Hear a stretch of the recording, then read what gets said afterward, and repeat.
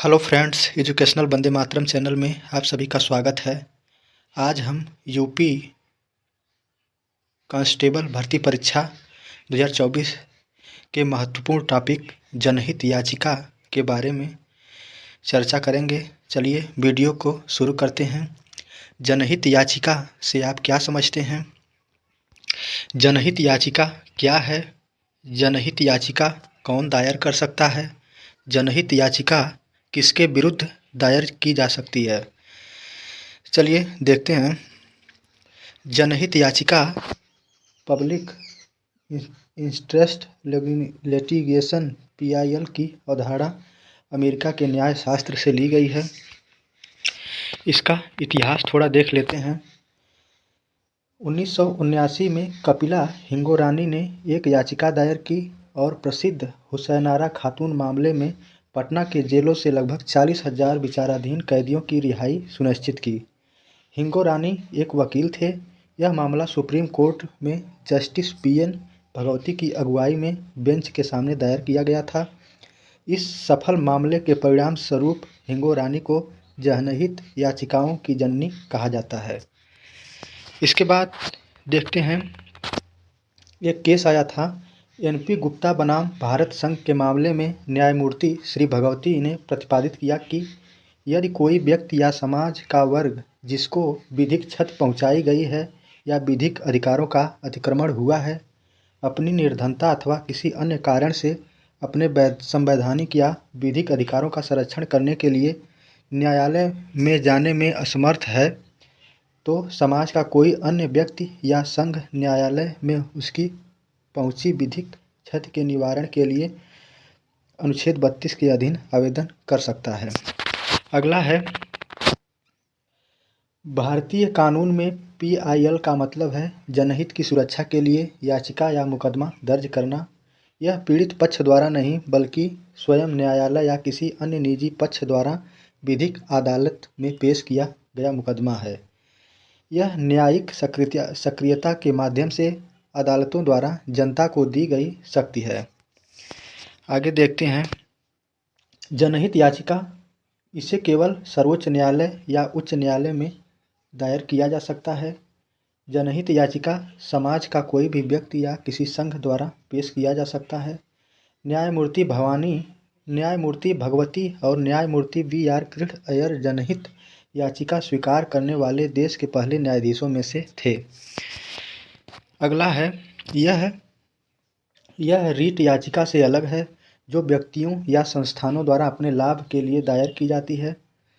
लाभ के लिए दायर नहीं की जा या जनहित याचिका आम जनता के लाभ के लिए दायर की जाती है। यह व्यक्तिगत या संस्थानों के निजी लाभों के लिए दायर नहीं की जा सकती है।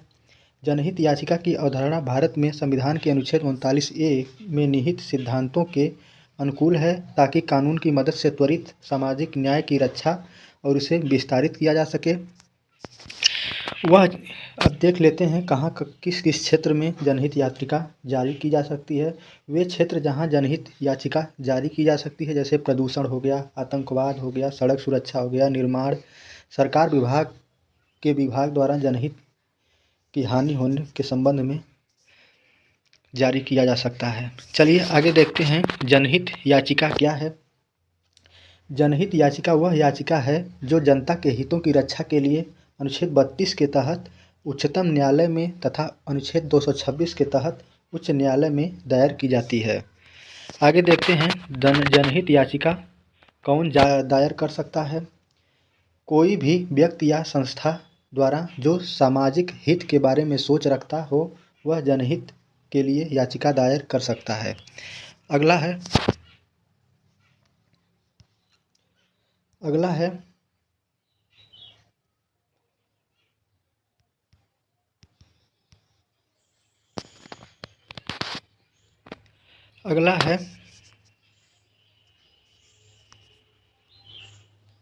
जनहित याचिका किसके विरुद्ध दायर की जा सकती है। तो जनहित याचिका केंद्र सरकार, राज्य सरकार, नगर निगम, नगर पालिका और किसी भी सरकारी विभाग के विरुद्ध दायर की जा सकती है। नोट: निजी संस्थाओं के विरुद्ध जनहित याचिका दायर नहीं की जा सकती है। चलिए देख देखते हैं कि उच्च न्यायालय में जनहित याचिका दायर करने की प्रक्रिया क्या है। अधिवक्ता द्वारा बनी याचिका की एक छाया प्रति होनी चाहिए। इस छाया प्रति को प्रतिवादी को देनी होती है और इस देय छाया प्रति की रसीद लेनी होती है। प्रतिवादी द्वारा दी गई जनहित याचिका की 2 छाया प्रति रसीद के साथ न्यायालय में देनी होती है। अगला है उच्च न्यायालय में जनहित याचिका दायर करने की प्रक्रिया। उच्चतम न्यायालय के समक्ष जनहित याचिका दायर करने के लिए याचिका की 5 प्रति दाखिल करनी होती है। प्रतिवादी द्वारा याचिका की छाया प्रति सूचना आदेश के पारित होने के बाद दी जाती है।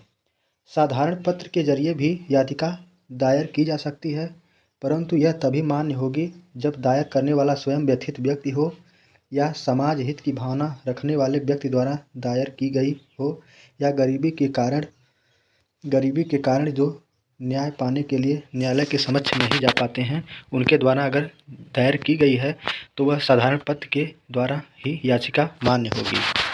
चलिए कुछ इस सुप्रीम कोर्ट के मामले थे जो सामने आए थे। पहला था शीला बनाम भारत संघ। इस मामले में सुप्रीम कोर्ट ने कहा कि याचिका को एक बार दायर करने के बाद वापस नहीं लिया जा सकता है। अगला